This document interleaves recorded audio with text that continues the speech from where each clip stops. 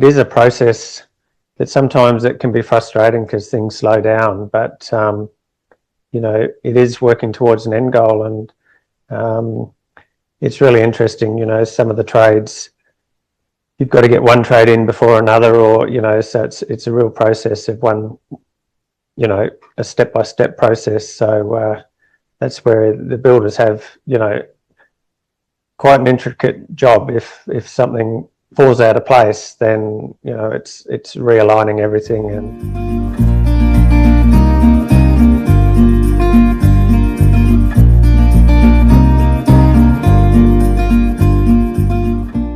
well, Michael, it is fantastic to have you back on the podcast. The last time that you were here with us was mid-2024, which I was pinching myself when I was obviously preparing for this conversation, because it doesn't feel that long ago, and yet I know that loads has obviously happened in your project over that time, and so I'm really looking forward to sharing your update with the Undercover Architect community. Since we had that conversation at that time back in mid-2024, your roof was on, the building was about to be clad.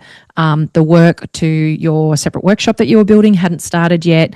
And since then, obviously, you've had the building complete in August of 2025, and you've had a handover. And we were just chatting before we jumped on recording that you've been enjoying the home and doing some landscaping.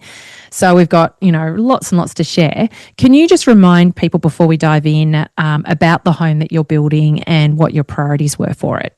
Yeah, we bought the block in August 2020. We didn't have a design, so it's got a nice north-facing aspect, and it's got a triangular building area on the block, and we didn't know how to get the best out of the site, and we wanted sort of the best use of the northern sun. So yeah, we went out to a designer and worked through that process. So I'm a farmer, and it's sort of it'll be a retirement home, but at the moment we're sort of transitioning. So, but it's been a process. It's been it's 5 years now or a bit over 5 years since we bought the block. And probably we engaged a designer that would have been February 2021.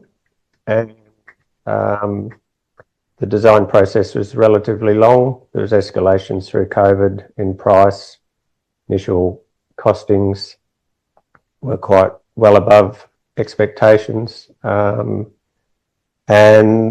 yeah, then we stayed engaged with one particular builder in conversations. We didn't go through the pack process. He was very good at giving us feedback on design and different elements. And then, yeah, got to the point where it's time to get on with this. And I guess it was late 2023, I think it was, 2024.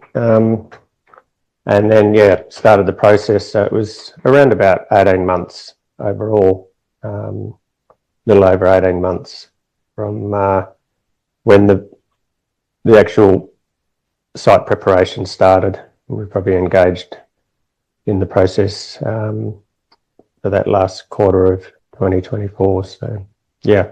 Gotcha. And it's a single-story home, isn't it? How many bedrooms are in the home?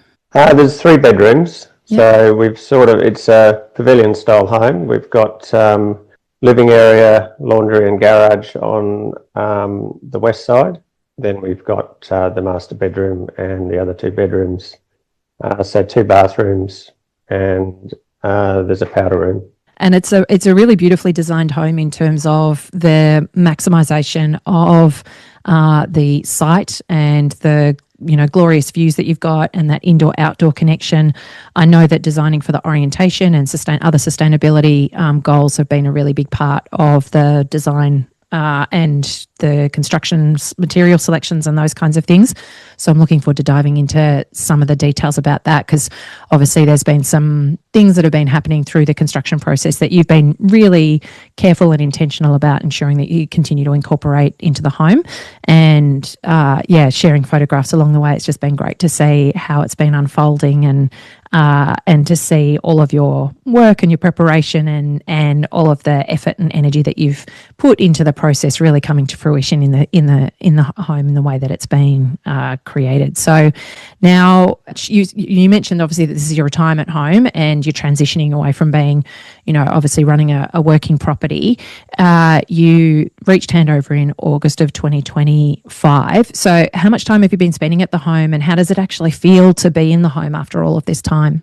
Oh, look, it feels fantastic. It was a bit surreal at the start to think, wow, we've actually got handover and, quite a long design and build process to actually say, well, this is our space now and we can start making it our home.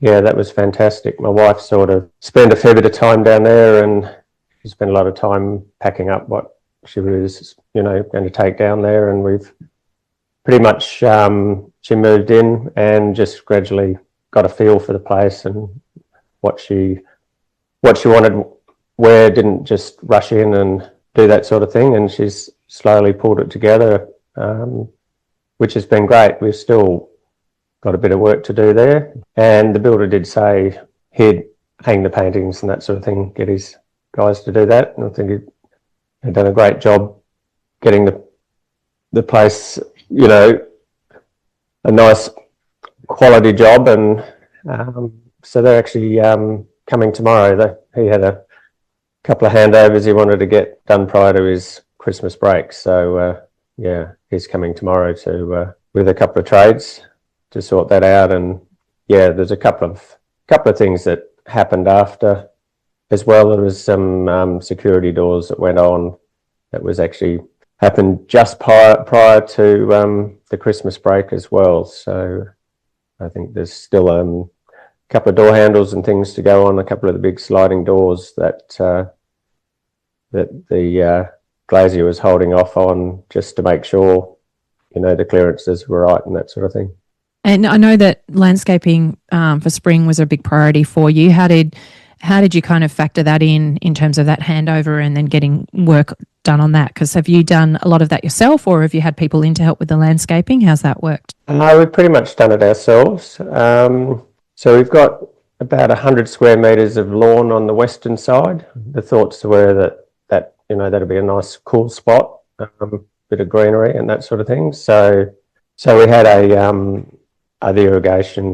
local irrigation company came in and put the retic work in and that sort of thing for that. And the rest of it, I've just gone to the soils places and picked up topsoil. So there's a lot of natives and that sort of thing. So we're just prepared, because basically it was the site was compaction sand, so it was very much a priority to get the landscaping done, cover up the sand. So the paving was one of the last things that went in. So that was good, that we've got pretty much paving right around the house. So there's pathways on the west and east, and then we've got about 3.5 metres of depth on the northern side of the house of paving, and then we've sort of got a walkway into the entrance on the south side. So there's good connection around, and then it was just a matter of pulling that together with some plantings and that sort of thing. So my wife loves the gardening and that sort of thing. Did the builder do all of that paving into the entry and those in that sort of, because they're sort of steps that step down to that front door? Was that all part of the builder's work? Yeah, the builder organised the paving. That worked well. So the paving had to go in, and then we've got a couple of heat pumps. The workshop, we ended up building the studio into the workshop. So the heat pump on the laundry also supplies hot water for the bathroom in the studio. And then we've got one on the bedroom wing. Needed to get the paving in so they could get placed in position, so a bit of a process. That's a good way to do it, though, to get the builder to manage all of the hardscape, particularly where it meets the building, and you need to get levels right, and making sure that there's no compromisation of overland flow or any of your existing stormwater, and downpipe locations and all of those kinds of things. So getting all of that done by the builder as part of their scope of works is a good call, I think. And then if you are trying to sort of hive off work from a landscaping point of view, then just leaving the soft landscaping for once the builder is complete can oftentimes be a better way of coordinating things. So did you find sometimes people get a bit of a shock, for example, about how much earthworks has happened around the construction site and how much extra soil they actually have to bring in to bring the soft landscaping back up to the levels that they need to? You obviously spent a fair bit of time on site during construction and you were really involved. Was that something that surprised you at all, or were you anticipating, or was it not a drama? You know, the builder had done a pretty good job of keeping things, not sort of removing too much that you then had to bring back in. We only really had to bring the topsoil in. We basically filled to a certain level and then checked that and ended up going, I think we ended up about 150 mils below where the designer had designed the survey works and that sort of thing. So he put in the drainage and that sort of thing. So we just had to cut. We had a little bit deeper cut at the rear of the site where the high point was. So the water was all falling away from the house, and then it was just really what we did with a bit of excess sands. What we did do in the process when we excavated the driveway, so they excavated the house and started the house, so they pushed away that site.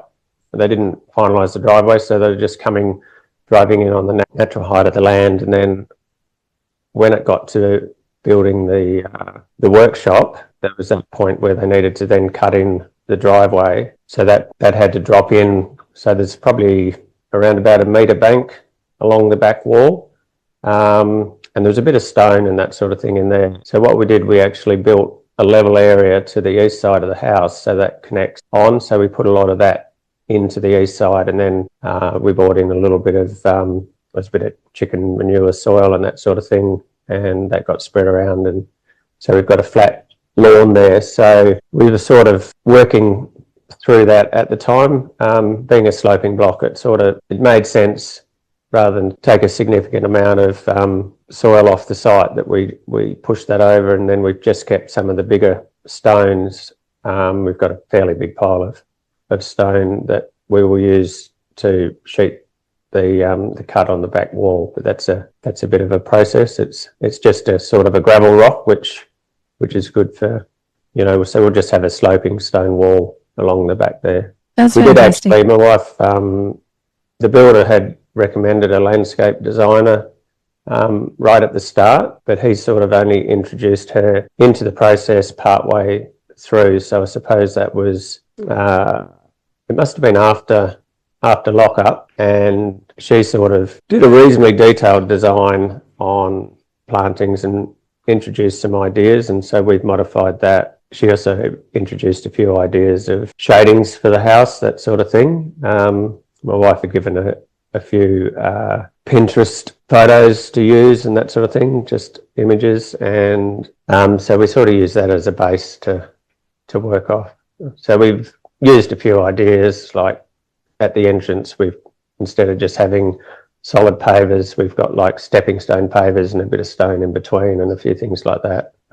And she had ideas of breaking up where you come through the driveway, you go past the house, and then we've got a sort of little parking area down the bottom where we've got the flat area to also have the garden bed and have some slightly bigger trees and that sort of thing. So you sort of break that area up. You're not just seeing straight down there. You can work the garden or sort of give you that little bit of a break. So I guess that's been my job's been going down there and doing a fair bit of work. So yeah, the most important thing was with springtime, and we did have a soft spring, which was really helpful. Albany's sort of a temperate climate. It's sort of cool in summer, and it sort of was damp right through into the middle of November, which was really good for getting gardens and things established. Great for establishing a garden, yeah. And it sounds like it's been a really effective process in how that landscaping has worked. I mean, you've always had a really good understanding in the conversations that we've had and how I've seen you operate. You've had a good understanding of the topography and working with that sloping site and where retaining and water was going to be of consideration and those kinds of things. And so I think that has really supported then being able to obviously bring the landscape designer in at that later stage and ensure that then there's some considerations of or creating spaces in certain ways in certain areas. And I think, just what you've spoken through will be really helpful to some people listening about thinking about elements that they can reuse, because it's always amazing whenever a construction of a new home or even a renovation happens on a site, how much dirt can be removed and then how much you can have to pay to bring all of that back when you're actually finishing off the home. And particularly if you're not keeping your builder on through landscaping, and so therefore it's not their responsibility to consider that as part of your completion. And so they're not thinking strategically about how to streamline that. And so I really love that you've always had a handle on that, and then you've worked really well with your team to kind of collaborate that. And obviously your builder's been really great at bringing in the right people to assist with that. So it sounds like, and looking at the photographs and seeing how this garden, this home's already looking like it's been here for a while, which is always amazing given that it's only been finished a few months. So I love the way that it's sitting in the landscape, and the approach that you've taken with that native planting and thinking about how the fact that you do kind of descend into the front door, that there's a very gentle kind of welcoming nature to that in the way that you've done those steppers with gravel and, added that planting in around the entry and those kinds of things. So I think it's all starting, I can just see it in 12 months time. It's going to look like it's always been there. So it's just going to be really great. So has anything surprised you with the sort of, the difference between obviously imagining the finished home and then actually being in it? I think it's performing really like the design. You've always advocated you draw your furniture into your design and that sort of thing. It's certainly not a small home. It's a little bit more spacious than we expected, and I think my wife's surprised at that. I think I probably had a better understanding of looking at a drawing and getting a feeling for size. So in the open plan area, so it looks to the north, so we've got the kitchen to the rear that looks out over the open plan area, and then we've got a dining table on the left. So we had a nice dining table made we've got I've collected a heap of WA blackbutt timber. There was a guy that used to make furniture and bought a heap of slabs. So we've got a nice 2.9 metre long table, and we've made that 1 metre wide, so that suits the width of the room. And then we've got a couch, and then we've got our fireplace. But I thought it'll feel a little bit tight through there, but it actually feels quite spacious, like there's plenty of room in and around that. So, and I think, we've got laundry mudroom, that's plenty spacious. We've got lots of storage. So yeah, it's all functioning well. Yeah. The bedrooms are on the east side, and, we've got nice glazing, but it's really nice in the morning, just that the brightness, the light in the house and that sort of thing. We really enjoy that. Yeah, which is fantastic, because that was always a big goal for you, wasn't it? To make sure that you had that really kind of light-filled experience and that great indoor-outdoor connection. I don't think you've done an exemplary job of making all of that work. So if you think back over your time, so you had that lockup happening around September 2024. So then there was almost a year between that lockup period and the handover in August 2025.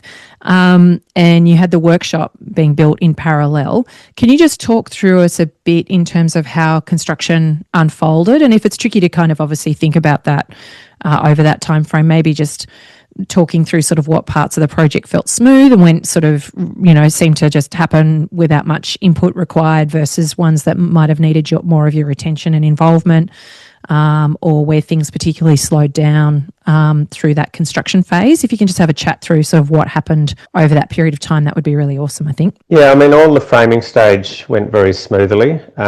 It was, I think I mentioned in one of the previous podcasts, like we had a dry summer, and I think everything progressed really well through the framing stage and then the cladding stage. And there's a few conversations in and around cladding and introducing NCC 2022 requirements, because they weren't, it was only May this last year, 2025, that WA took on board those standards. But I thought it was important to build to those standards. We're in climate zone 6, so we use vapor permeable barriers and that sort of thing. So yeah, so that all progressed well. And then at the fit out, the plaster, so all of the services were put in, that all went smoothly with plumbing and electricals, and there's a few walkarounds with electrician and plumbers and where taps go and all that sort of thing. That all went smoothly. And then with the plasterers, I'd always wanted to introduce wool insulation, and we had NAF wool insulation specified. It was too expensive to go with natural wool insulation, but the plasterer had his own systems and he used CSR Bradford bats. So, I gave him some of the information that I had, and he took that away and drilled down on all of that and came back and said, no, we're keen to use what we work with. And all of that went smoothly. It was interesting with the plasterers when they came and we're just talking about waste and that sort of thing, and they said, well, we actually measure for each room, so we specifically purchase our plasterboard, so we actually reduce the waste. That was really pleasing to see the thought that had gone into the process, and all the insulation was fitted very well and nice and tightly. So it was great to see them taking the care in that process. All the windows went in. There was conversations with the glaziers that all went pretty smoothly. And then we've got New South Wales coastal black butt flooring, so that went smoothly. And then it sort of moved towards tiling. My wife was working with the cabinet makers, and then we sort of got held up with the tiler. So the cabinets went in, and then I think the tiler got held up on another job. I think it was the builder can have 4 or 5 different jobs going at a time. So logistically, and he only uses one tiler. So, and I think the guy had a hand operation or something as well, and then got a few extra jobs thrown at him. So that probably pushed 10 weeks further back. So that pushed us into January 2025, and then the tiler just toiled away on site for, I suppose he was there for 3 months. And it's amazing. Every time I walk into the bathrooms and stuff, you think, oh, wow, there's been so much thought into the layout, and you sort of get surprised quite often on, just the thought that's gone into getting a great finished job. It was actually interesting when my wife bumped into the tiler at the supermarket with his wife and just said, what a fantastic job, and they really appreciate that feedback, I think. And Albany's an interesting place. It's one of the fastest growing regional areas in Australia, so the trades are under a fair bit of pressure to perform. It's quite interesting, but they really work hard at getting the job done. I think it's the other thing with the builder is just that logistics behind the scene, keeping everyone busy and making sure materials are on site at the right time and engaging. He's very, very good at engaging with us as clients, and particularly with my wife working through the process. So I suppose that was the hold up, and then once the tiling was done, things sort of accelerated again. Fantastic. And I think what you just spoke to in terms of that feedback and being, bumping into the tiler in the supermarket and being able to give that feedback to them directly. It's often recommended that you don't speak to the trades directly without the builder present, because the trades are subcontracted to the builder and they're the builder's responsibility, and it can create confusion around communication and information being handled. And yet that can often then sometimes mean that, that's really important, but it can often then sometimes mean that the tradesperson's not at the coalface of hearing, that positive feedback and that gratitude that you have for the fact that they took that care and intention and did a really good job. And so it's lovely that you got the opportunity to actually thank him personally, and because I can imagine, particularly in Western Australia, where the volume builder industry dominates the residential construction industry far more significantly than in the eastern states. So from my understanding, in most of the eastern states, the volume builder market makes up somewhere between 20 and 25% of new builds, whereas in Western Australia, I think it gets up as high as 40%. And so that volume builder industry handles its subcontractor trade base very differently to an individual custom residential builder who's only doing sort of, between 2 and 5 projects a year. And sometimes tradespeople think, well, I'd much rather just work for the volume builder industry, even though it might not be, they might not enjoy the work as much, or they might feel like they're in a bit of a sausage factory and just needing to, kind of get in one end and get punched out the other.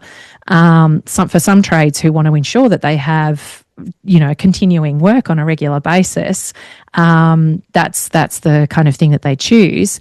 And so I always am full of lots of admiration for builders who manage, like you say, to handle the logistics of organising various different, having multiple projects going on at one time, but at the same time not being able to necessarily control, for example, the tiler needing to have a hand operation, and all of a sudden their schedule's not, going to be able to be delivered on unless they find another tiler, and finding another tiler that you can rely on to deliver to the standard of your work as a business operator can be challenging. So it's really great to hear that your builder has done a really good job of coordinating all of that. You obviously, as clients, were in a position where you were able to accommodate. I mean, a 10-week delay is quite a significant delay that I think would have caused problems for some clients. And so for you, it sounds your attitude to this whole project, Michael, has always just been so fantastic in that you understand. I think you've always had a really kind of empathetic understanding of what's actually going into your project kind of coming to fruition, and also and maybe it's your farming background, an understanding of the fact that you can't always control the elements and you can't control what's going on, and an ability to kind of surrender to, well, things are just going to have to roll out the way that they have to roll out. And so, yeah, I love that what's happened is you've been able to accommodate that delay, and you've also got a really fantastic outcome in the process. And that thing that you say where you walk into the bathroom and get that kind of like realization of, oh, wow, like there's a lot that's gone into this, and it's really lovely that it's turned out so well. So I think it's absolutely awesome. And you were talking about, in a group, about, you shared some photographs of the joinery going in, and some of those, sort of when it really starts to feel like a finished home, I think, is when you start to see the cabinetry going in and you see the tiling going on and the plumbing and electrical fit off starting to occur. And it gets really, really exciting at that point. And yet it can still take a lot of time for all of that to happen. So, but I remember you sharing photographs into the group and commenting on how fantastic it was to have those trades and how well they were doing. What really stood out to you about how that phase was being handled? You touched on some of those points, but just, how did the builder kind of coordinate it? Was the builder involving you in meeting with those trades regularly? Like, how did that sort of all work in terms of that process, and what worked well for you? The builder was certainly very happy for us to engage with the trades, and quite often we'd meet with the trade and we'd go through the questions. The builder was, and I've come to understand more through the process when he's got other jobs going, just handling the timeframes and that sort of thing. It is a massive logistical thing, and it's so you can't get too far ahead of yourself, and or you're just very much about, we'll make these decisions at this point in time. And so then quite often it'll be, we've got to, okay, now we're painting, so talk to the painter about, okay, this is your colour, put it on the wall, have a look, what do you think? And then, so we've adjusted the external paint colour a bit. I think it was diluted back a bit by white, just to get, something closer to what we hope, that we're happy with, put it that way, and that tied it together. And it was great that Jeff the painter, he introduced some of his ideas, because he, I think we've got a little study nook, and we've got a feature wall there. And he said, why don't you do this in the same blue colour as in the butler's pantry, there's some cabinets on one side that are a sort of a dark blue, and that worked really well, so it was a lot of those little bits of feedback. I think the engagement with the painter was fantastic. And you did mention, I think I posted a little video on the Home Method page, and it was a number of the trades just working away. One day when we went in there, I think the tiler was working on the stone cladding on the chimney, and then the guys were doing some joinery work in just setting up some work where the curtains were hanging, and yeah, there was a lot of action going on, and I thought it was great. There was a bit of positive engagement.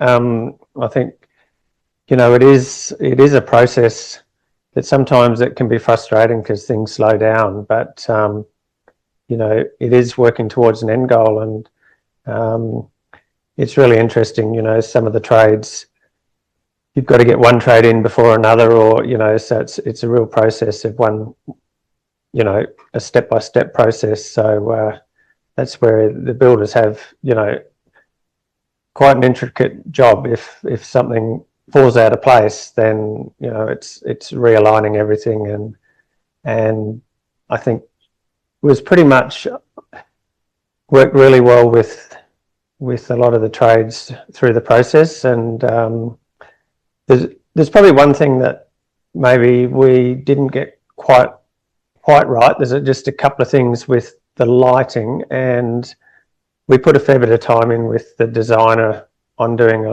a lighting design. And I remember when the electrician came around, was walking through rooms, what are we having here, what are we having there, and I followed around with the wiring diagram and was marking it up, and then it went missing for a while, and so I sort of just left that. It was a really good process to just talk about the impacts, where's the switching going, and that sort of thing. But we've got a hallway, and we'd set it up so that we've got a door, a sliding door that blocks off the other two bedrooms and the bathroom, so there can be privacy. But it ended up that the lighting is switched on from both ends for the whole hallway, and so that's one thing we'll get the electrician back.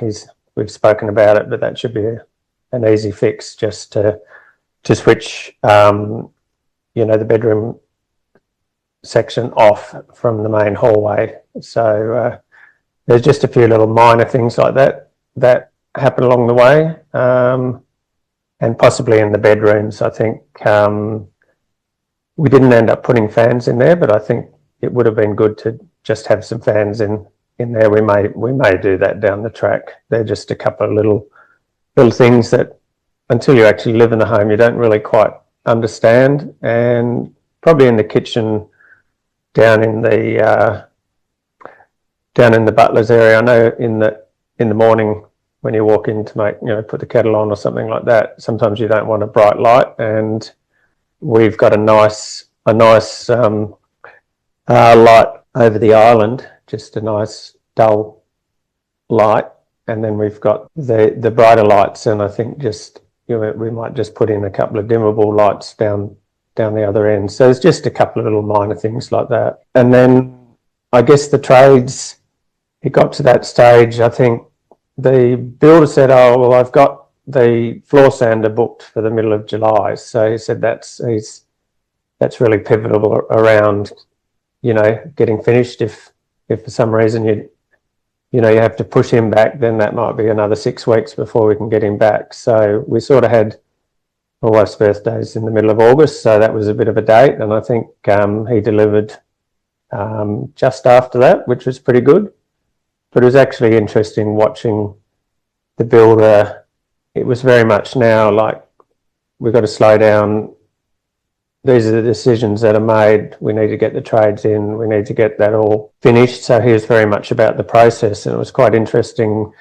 The painter that was, you know, doing a lot of the work inside, he was probably informing us more of what was happening on site, or so-and-so's here and that sort of thing. So it was just interesting. You could see the builder was very much about, now we've just got to manage the trades and get this done. Yeah, I love how methodical that sounds like it was, and also that you had a really clear understanding of like that drop dead date of, we get the floor sander in and we don't want anybody then kind of having to do anything significant, because that really undoes the whole purpose of getting that beautiful finish before handover. And I think too, those minor things that you discussed in terms of some of that electrical, thank you for taking us through that, because I think that people can put a lot of pressure on themselves about that day one perfection.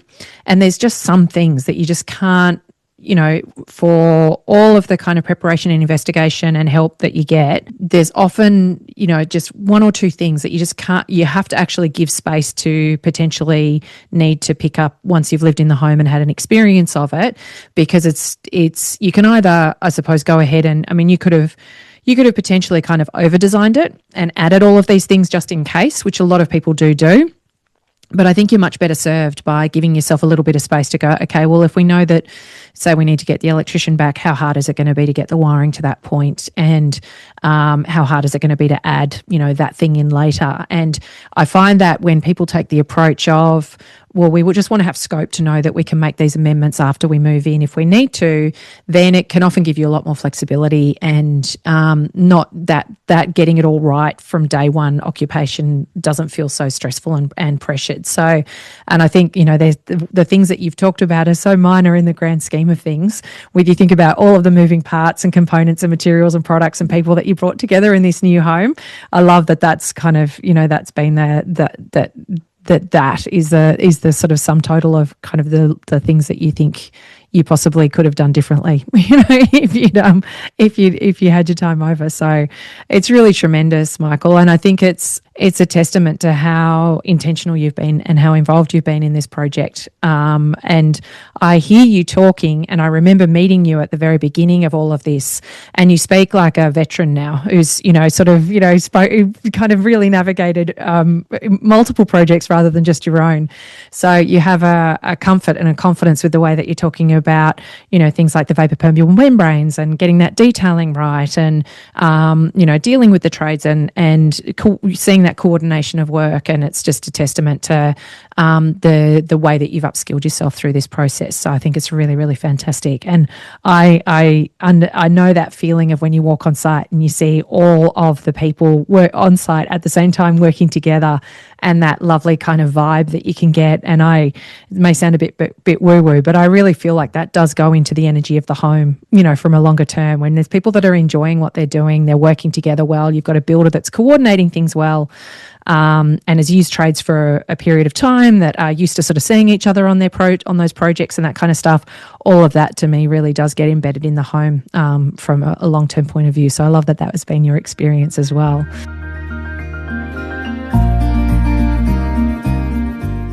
Engaging with a designer or architect that aligns with your expectations. Don't be afraid to spend a bit of time there, because I think the better you get that done, the better the build process will be.